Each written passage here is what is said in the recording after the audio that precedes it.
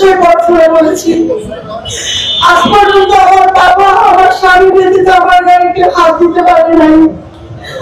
আজকে আমরা কোনো অপরাধ করি নাই, শুধু সচিবালয়ে গেছিলাম আমাদের তাকে জমা নেওয়ার জন্য।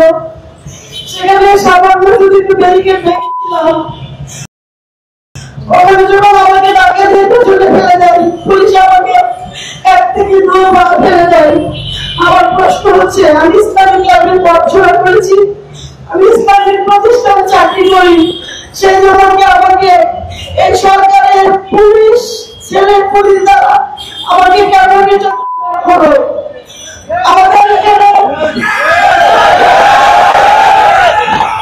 আমরা আজকে 18 দিন যাবত পুরুষ মহিলা শিক্ষিকা সবাই অবস্থান করছি।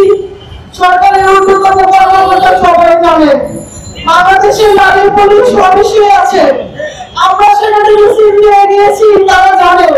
তাহলে তারা কেন নারী পুলিশ রাখে নাই?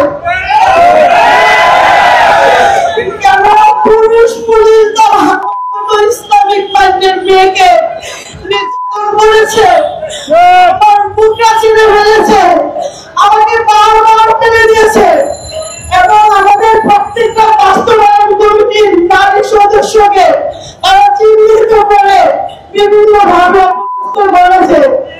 আমাদের বাস্তবায়ন কমিটি পুরুষ শিক্ষককে উদ্দেশ্য করে আন্দোলনকে বানচাল করার জন্য, আমাদের দাবিটা মেনে না নেওয়ার জন্য আমাদের ভাই এবং বোনকে তারা মেরেছে। আমরা এখান থেকে জাতীয়করণ নিয়ে ফিরব। আমি আমার বন্ধু করে বলছি, আপনার মেয়ে, কোন মেয়ে চাইবে না